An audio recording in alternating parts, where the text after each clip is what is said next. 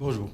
Donc, le ciel que vous voyez ici, c'est le ciel qu'on peut voir à La Silla, au Chili, dans le désert de l'Atacama. Vous voyez qu'il est infesté d'étoiles, on est très vite perdu. Déjà, c'est dans l'hémisphère sud, on ne reconnaît pas ces constellations, mais en plus, il est complètement imbibé d'étoiles.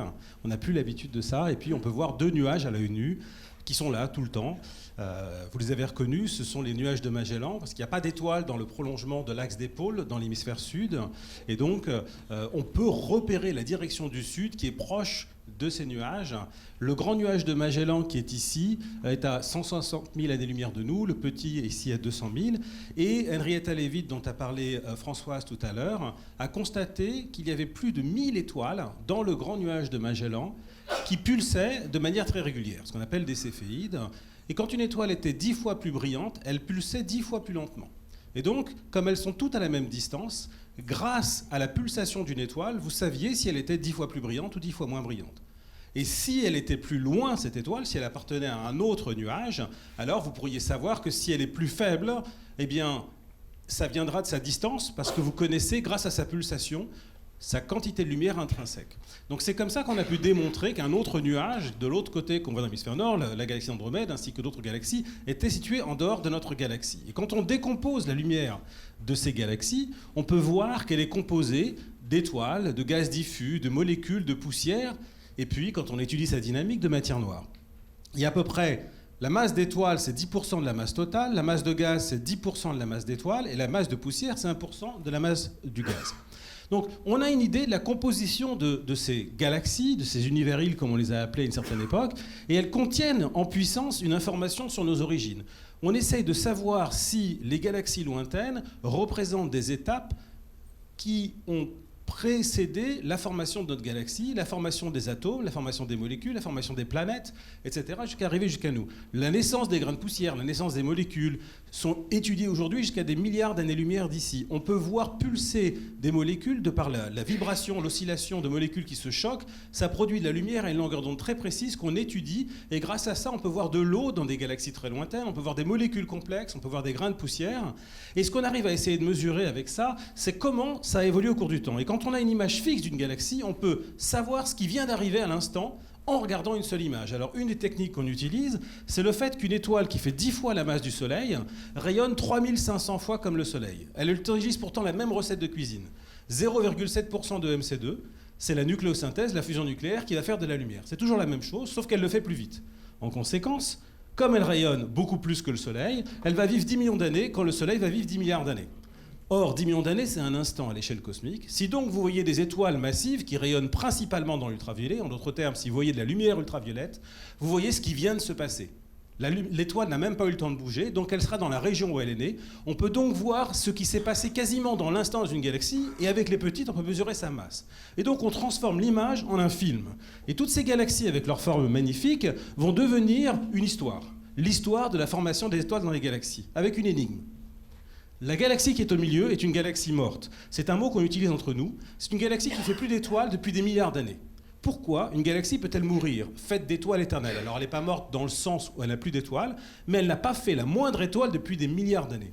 C'est une des plus grandes énigmes à laquelle on est confronté aujourd'hui. Et vous avez entendu parler il n'y a pas longtemps de cette galaxie et de ce qui se passe au cœur de cette galaxie qui s'appelle Messier 87, qui est à 54 millions d'années-lumière de nous. Et quand on regarde un peu mieux ce qui se passe au centre de cette galaxie-là, on voit déjà un truc bizarre.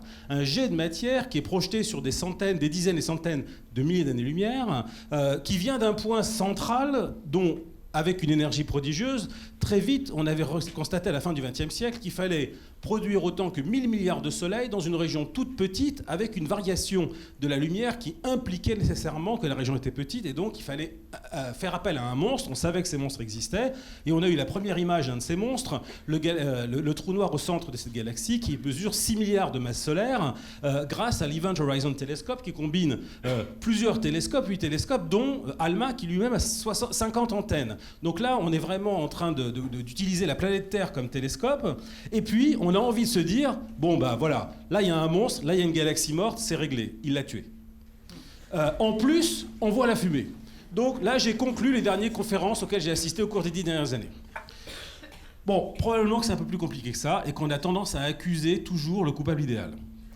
Alors, Voici donc l'image du fond diffus cosmologique avec ces petites fluctuations à 1 cent millième. Voici la tête d'une galaxie qui est un peu similaire à la nôtre. Et si on regarde la distribution des galaxies, donc il faut gagner un contraste de densité, donc très faible ici, plus fort aujourd'hui, d'un facteur 100 milliards.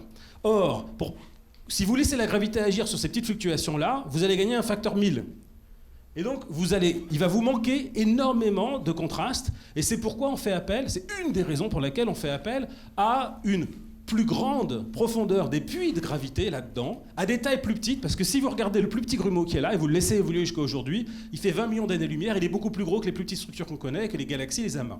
Donc les germes des galaxies sont en réalité des structures plus petites qu'on ne voit pas, qui ne font pas de lumière, et dans notre modèle actuel, c'est la matière noire. Donc la clé pour comprendre la formation des galaxies, c'est la matière noire. Il est possible que la matière noire n'existe pas, qu'il faille modifier la gravité, mais quand on fera ça, il faudra expliquer le germe des galaxies. Ça sera un problème de plus. Alors en gros, on a la gravité qui est ici engendrée par la matière noire, des puits de gravité, 5% de matière noire, 68% d'énergie noire, qui n'agit pas sur la formation des galaxies aujourd'hui. Elle empêche la formation d'amas de galaxies aujourd'hui, donc on va pour l'instant l'oublier. Et puis, la matière s'écoule dans les puits de gravité, comme de l'eau qui coule dans un lac. Et puis, ça va vous faire des étoiles, parce que dans les petits grumeaux vont fabriquer des étoiles. Toute cette histoire nous conduit à une évolution de l'univers tel qu'on le connaît aujourd'hui depuis le Big Bang, avec une période qu'on appelle l'âge sombre, où il n'y a pas encore eu d'étoile qui est née, et puis une période où progressivement les galaxies vont influer sur l'univers en rayonnant de la lumière qui vont casser les atomes qui sont nés au moment de la recombinaison.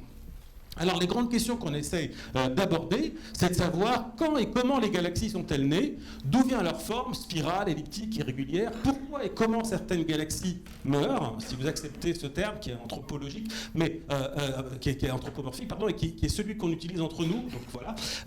Quel est le rôle des trous noirs galactiques? Vous avez vu qu'il y a un trou noir au centre de cette galaxie massive. Si j'en ai parlé, c'est parce que quand on a vu que les quasars au début, des sources de lumière très puissantes, avaient un trou noir, on s'est dit ce sont des monstres exceptionnel. Et là, une règle qui marche à tous les coups, c'est que quand vous voyez un truc d'exceptionnel dans l'univers, c'est pas exceptionnel. C'est juste que ce qui est exceptionnel, c'est que vous ayez pu le voir.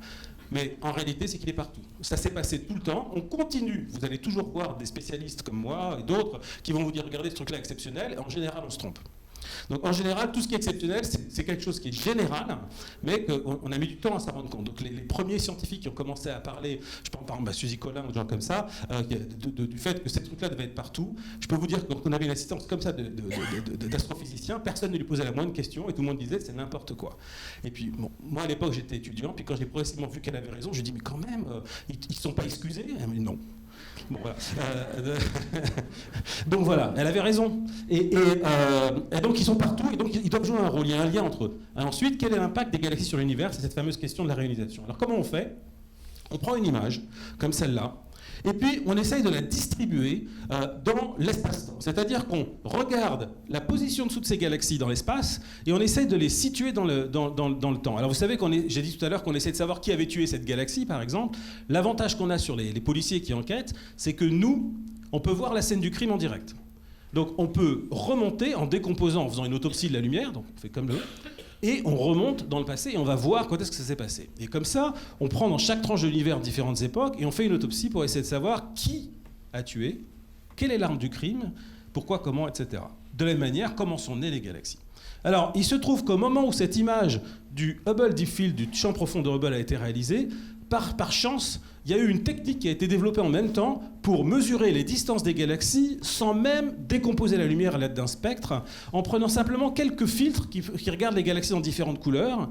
Et ce que vous voyez ici, c'est que vous voyez sur cette image de droite la galaxie, et sur toutes les autres, vous ne la voyez pas. Pourquoi? Je vais remontrer le film. Eh bien, là, ce qu'on voit se déplacer ici, c'est une galaxie qui est de plus en plus lointaine. Vous voyez qu'à gauche de cette limite-là, il n'y a pas de lumière, et à droite, il y a de la lumière. C'est simplement parce que l'hydrogène, qui est l'élément le plus abondant, qui est dans l'espace interstellaire, absorbe la lumière qui est à gauche, et l'hydrogène aussi intergalactique. Et donc, vous avez une marge d'escalier dans le spectre d'une galaxie. Donc, au lieu d'aller chercher des choses très subtiles, on cherche une simple marge d'escalier qui fera qu'une galaxie est visible d'un côté et invisible de l'autre, et c'est avec ça qu'on utilise la technique. Alors, grâce à ça, on peut voir une image de l'univers, l'image que je vous ai montrée de l'univers lointain, et on peut voir la distribuer dans l'espace. Petite anecdote, on va fêter en fait cette année les 30 ans du télescope spatial Hubble. Lorsque le directeur du télescope spatial Hubble, Bob Williams, a voulu utiliser son temps d'observatoire, de temps directeur, il a convoqué les plus grands spécialistes à Caltech. Il leur a donné 2 jours pour avoir l'idée la plus géniale. Chacun est venu avec l'idée la plus géniale, mais ce n'était pas les mêmes. Et donc, ils n'ont pas convergé, ce qui est naturel. Pendant ce temps-là, dans les couloirs, les post-doctorants qui étaient là, dont un copain qui s'appelle Mark Dickinson, on dit, lui, il a dit, écoutez, moi, si vous me donnez un temps énorme sur le télescope, je prends un trou noir, une région où il n'y a rien, d'accord. Je pointe le télescope là et j'attends. Il va bien finir par sortir quelque chose. Le directeur a dit OK, je vous remercie à tous les plus grands spécialistes, ils sont repartis bredouille, et il a pris l'idée du postdoc qui est devenue cette image du champ profond de Hubble, et qui a plus, donc il y a 3000 galaxies là-dedans, il y a eu plus d'articles publiés avec ça que de galaxies qu'il y a là-dedans. Pas encore plus qu'il y a d'étoiles. Et on a compris tout un tas de choses. Et une des choses qui est extrêmement intéressante, on a entendu parler des 3 piliers du Big Bang, l'expansion de l'univers, le fond diffus cosmologique, la nucléosynthèse, etc. Certains critiquent encore l'idée qu'il y a eu une expansion de l'univers, une histoire, etc. Il y a une preuve encore plus simple. Si vous regardez l'univers tel qu'il est aujourd'hui et vous remontez dans le temps, vous allez voir disparaître des galaxies comme celles qui ont la masse de la Voie lactée. Quand l'univers avait environ 30% de son âge, il avait 15 fois moins de Voie lactée. Et quand vous remontez comme ça, vous allez finir par arriver à un moment donné où il n'y a pas du tout de Voie lactée. Donc en fait, ce qui se passe, c'est que les galaxies disparaissent progressivement, les massives, et qu'on verrait si elles étaient là, les plus petites on ne les verrait pas, et changent de forme. Elles sont beaucoup plus compactes, elles commencent à avoir des formes irrégulières, etc. Ça prouve que l'univers évolue au cours du temps, il change de forme. Et parmi ces galaxies-là, on est allé chercher le Graal des astrophysiciens. Le fœtus d'une galaxie, c'est-à-dire le moment où naît une galaxie. Alors bien entendu, on ne peut jamais être sûr d'avoir vu le premier fœtus, mais on en a trouvé un. Le voilà. C'est moche, mais c'est normal, c'est un bébé. Un bébé, c'est toujours moche. Et ce fœtus de galaxie-là, c'est le plus lointain qu'on ait jamais vu. Il est à quelques centaines de millions d'années après le Big Bang. Et voilà, donc ça c'est nous quand on était petits, il y a quelques milliards d'années.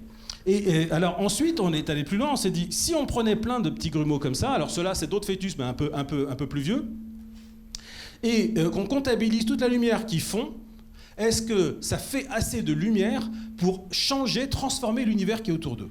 Et on pense que oui, et même si on n'en a pas complètement la démonstration, mais on commence à en avoir suffisamment pour valider cette idée-là, et qui est ici montrée par une image d'une simulation numérique par une équipe française d'un article de Hockvik et al. De 2019, qui montre à gauche, rien, ce qu'on appelle l'âge sombre, avant la naissance de la première étoile et de la première galaxie.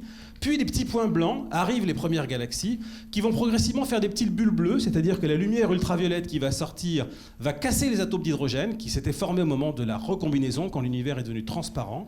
Et ces petites bulles bleues d'univers ionisé, de gaz ionisé, vont progressivement percoler, vont se rencontrer pour finir par faire l'univers d'aujourd'hui, où l'univers est complètement ionisé, avec des grandes structures et des galaxies. Donc on sait aujourd'hui que les galaxies, on pense que... Alors ce papier est intéressant parce qu'il fait moins d'hypothèses que d'autres, et il colle très bien avec les données, je ne rentre pas dans les détails, mais ça commence à être pas mal. Il faudra que ce soit validé par le James Webb Space Telescope qui sera lancé en 2021. Donc maintenant, on a les bébés galaxies, on veut savoir l'histoire des galaxies. Alors pour ça, ce qu'on fait, c'est qu'on essaie d'avoir une vision globale, parce que toutes les galaxies sont différentes les unes des autres. Alors on prend le taux de naissance des étoiles, non pas dans une galaxie, avec les grosses galaxies massives qui font l'ultraviolet, les grosses étoiles massives qui font l'ultraviolet, mais on prend une boîte, typiquement de 3 millions d'années-lumière, ou un peu plus, une grosse cuillère. Vous en prenez une cuillère à soupe, voilà, de l'univers, et puis on part du Big Bang, et on va jusqu'à aujourd'hui, et on compte le temps. Et on voit comment ça a évolué. Alors, d'abord, il y a l'âge sombre, il n'y a rien, pas de lumière. Et ensuite, en fait, il y a un petit truc à savoir, c'est que l'univers étant en expansion, il faut que votre boîte dans laquelle vous regardez ce qui se passe grandisse avec l'univers. Sinon, vous auriez l'impression que les choses changent, mais c'est simplement l'expansion. Donc vous suivez une boîte de taille qui suit l'expansion de l'univers, vous regardez les galaxies dedans et vous comptez combien de ultraviolets vient de là, parce que c'est des étoiles qui viennent de naître il y a 10 millions d'années ou moins. Donc vous voyez ce qui se passe dans l'instant, dans la boîte, à cette époque-là. Et quand vous regardez ça avec l'image du télescope Hubble, voilà l'histoire que vous voyez. C'est pas super subtil, mais disons que vous voyez que cette croissance-là montre qu'il y a eu de plus en plus de formations d'étoiles, et puis une chute. Alors ça, c'est assez étrange, cette chute, parce que ça veut dire que l'univers est en train de vieillir et de former de moins en moins d'étoiles. Or, 90% de la matière classique, les baryons, ne sont pas dans les galaxies, devraient tomber dans les puits de gravité. Donc on est dans une situation un peu bizarre, vous avez des lacs, des creux, et puis vous avez de l'eau autour, mais elle ne tombe pas dedans. Alors on ne sait pas pourquoi, donc on s'est dit c'est peut-être parce qu'il nous manque une partie invisible, on va regarder la partie invisible pour voir ce qui manque. On est allé voir dans l'infrarouge, parce que les étoiles massives naissent dans des cocons de poussière qui absorbent la majorité de la lumière ultraviolette, mais qui chauffent, parce que tout se conserve, l'énergie ne disparaît pas et finit par être réunie dans l'infrarouge. Il y a plus de photons, mais on peut les voir, c'est plus difficile, il faut envoyer un télescope dans l'espace, et la caméra principale qui a fait ça, une équipe qui a été faite par la France, et c'est pour un satellite européen qui s'appelle Herschel, et qui a permis de voir, vous voyez cette même galaxie maintenant dans l'infrarouge, on ne voit plus que là où sont les étoiles qui viennent de naître. Donc ce que vous voyez là, ça vient de se passer, il y a 10 millions d'années, parce que 10 millions d'années après, elles ne seront plus là. D'accord ? Et donc avec ça, on va voir comment ça change l'histoire, et voilà ce que ça change. Eh bien, en fait, ça montre qu'on avait complètement sous-estimé la formation d'étoiles, mais la chute est d'autant plus forte. Et donc, la question de la chute de la formation d'étoiles vient renforcer la première question que j'avais posée tout à l'heure. Pourquoi cette galaxie est-elle morte ? Donc, il y a des galaxies qui sont mortes, mais globalement, l'univers est en train de mourir à petit feu. Pourquoi ? Alors, allons voir le coupable idéal. Quand on regarde les galaxies mortes, elles ont toutes un trou noir, d'accord ? Mais en plus, ce trou noir est corrélé à la masse de la galaxie. C'est-à-dire que si une galaxie est 10 fois plus grosse qu'une autre, 10 fois plus massive, elle a un trou noir qui est 10 fois plus massif. Alors là, vous vous dites, bon, bah, c'est sûr que c'est lui qui a tué. Et ensuite, vous voyez que... vous voyez, la ligne noire, ça vous montre de nouveau l'histoire de la formation d'étoiles dans les galaxies. La ligne rouge, c'est l'histoire de la croissance des trous noirs galactiques. Et les deux se suivent. Alors là, c'était bon. Donc, il y a une équipe qui a fait une des plus grosses simulations jamais réalisées jusqu'à ce jour, et qui est magnifique, qui explique tout, et donc qui est fausse. Alors, cette simulation faite par l'équipe Illustris vous montre un univers, mais qui est d'une beauté sublime. Vous voyez ici, là, vous voyez enfin ce qui se passe, le grand cataclysme avec tous les trous noirs qui tuent toutes les galaxies. Et alors, ce qui est rigolo, c'est que si vous regardez des films qui montrent l'histoire des cellules dans le corps humain ou des neurones, vous avez, avec l'apoptose, etc., c'est les mêmes images. Non seulement la distribution est la même, mais la mort d'une cellule par apoptose, et ça ressemble vraiment à ça. Bon, mais donc parce que les galaxies sont les cellules de l'univers, et en les étudiant, on essaie de comprendre ce qui se passe dans le grand système. Alors, pourquoi je dis que ce truc est faux ? En général, il y a beaucoup de choses qui sont correctes dans cette simulation, mais ils ont tellement donné de pouvoir aux trous noirs pour tuer les galaxies qu'au final, les galaxies n'ont quasiment jamais de réservoir de gaz pour former des étoiles. Elles n'ont jamais que 10 à 15% de leur masse en gaz dans toute l'histoire de l'univers. Or, l'interféromètre ALMA, avec ses 50 antennes, nous a permis d'aller cartographier la poussière interstellaire et le gaz à l'intérieur des galaxies. On peut cartographier le cœur des galaxies sur des milliards d'années-lumière. Et qu'est-ce qu'on constate ? On constate qu'elles ont la moitié de leur masse est faite de gaz diffus qui donnent naissance à de nouvelles étoiles avec des taux énormes, en totale contradiction avec la simulation précédente. Donc les trous noirs ont peut-être un rôle, mais pas aussi direct que celui qui a été donné ici. En réalité, la chute de la formation d'étoiles vient d'abord du fait que les galaxies perdent progressivement leur gaz interstellaire qu'elles consomment sous la forme d'étoiles. Le problème, c'est maintenant l'inverse. Pourquoi les galaxies ne meurent-elles pas trop vite ? Pourquoi ? Parce que quand on regarde la quantité de gaz qu'ont toutes ces galaxies, elles ne devraient vivre que 600 millions d'années. Or, à cette époque-là, eh bien, des milliards d'années après, elles continuaient de former des étoiles. Et donc on s'est rendu compte que ça prouvait que les galaxies devaient être continuellement nourries par de la matière qui venait de l'espace sous la forme de filaments intergalactiques qui les nourrissent en permanence. Et donc le problème, c'est devenu, alors pourquoi les filaments arrêtent de les nourrir ? Et donc on a vu ce gaz en partie, mais pas sous la forme de filaments, dans cette image de la caméra Muse, et on s'est rendu compte donc déjà que la clé de la formation d'étoiles et des galaxies, c'est les filaments. S'il y a un mot à retenir, c'est filaments. Donc quand vous sortirez de cette salle, quelqu'un vous dira « T'es vraiment allé là-bas ?» Mais oui, puisque je sais que tout est filament. Et donc vous avez des filaments dans lesquels naissent les étoiles, des filaments dans lesquels naissent les galaxies, et toute la clé, c'est de comprendre pourquoi ça s'arrête. Alors je vous donne un indice avec ce petit film que j'ai réalisé avec mon petit iPhone, et dont je suis fier, et qui vous montre une rivière avec l'eau qui s'écoule, et vous voyez que si vous augmentez le débit de la rivière, vous allez avoir la turbulence qui va être créée, vous allez avoir des chocs qui vont être créés, et vous allez réduire finalement le débit qui va arriver à l'intérieur. Et ben on pense que c'est ce qui se passe dans les galaxies, c'est-à-dire qu'au bout d'un moment, avec une telle avidité à attirer la matière intergalactique, les galaxies les plus massives finissent par créer des chocs qui l'empêchent de tomber, qui chauffent, Et ensuite, le trou noir va jouer un rôle pour arrêter tout ça. Donc il y a des films qui montrent ça. Je ne le montre pas tout de suite puisque c'est l'équipe de Dubois et Tal avec un film magnifique, mais qui va vous être montré dans la présentation d'après. Je vous dis juste une chose, c'est que il y a de la place pour... Il me reste 1 minute, je crois, juste. Voilà. Il y a parce que j'ai compté. Il y a de la place pour,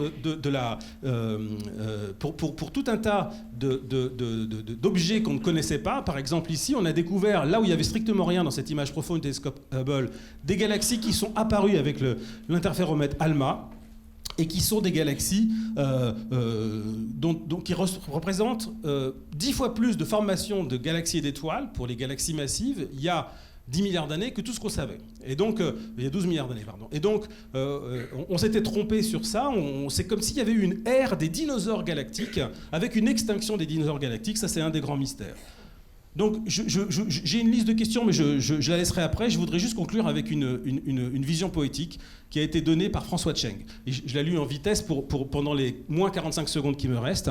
C'est juste pour dire qu'en ces temps de misère omniprésente, de violence aveugle, de catastrophes naturelles ou écologiques, parler de la beauté pourra paraître incongru, inconvenant, voire provocateur, presque un scandale. Pour peu qu'on y songe, cependant, on ne manque pas d'être frappé d'étonnement. L'univers n'est pas obligé d'être beau, et pourtant il est beau. La beauté reste un mystère, après tout l'univers pourrait n'être que vrai, c'est-à-dire fonctionnel et effectif. Pour pénétrer son mystère, je crois qu'il faut le relier à celui de l'unicité des êtres. Aucun être n'est identique à un autre, et cette absolue unicité de chaque être le transforme en présence, laquelle brille par l'éclat de sa singularité qui est à la base de toute beauté. Ce qui nous motive, c'est la beauté de l'univers, de ces galaxies qui sont toutes différentes les unes des autres. Et donc, c'est ça, finalement, qui nous attire vers ce mystère qu'on essaye de résoudre. Et effectivement, François Cheng a raison, il y a une énigme ici qui est de savoir pourquoi l'univers est-il beau, alors que la loi de la physique supposément nous dit qu'il tend vers plus de désordre. Simplement parce qu'on n'a pas compris. La croissance de l'entropie, ce n'est pas plus de désordre, c'est plus de lumière. Parce que si vous faites plus de particules de lumière, vous avez plus d'arrangements possibles. Donc en réalité, l'organisation de l'univers, dans toutes ses formes magnifiques, des galaxies, des planètes, des étoiles jusqu'à nous, c'est la logique de la thermodynamique. Simplement, avec un coup, c'est que l'univers va vers de plus en plus de lumière. Voilà, merci.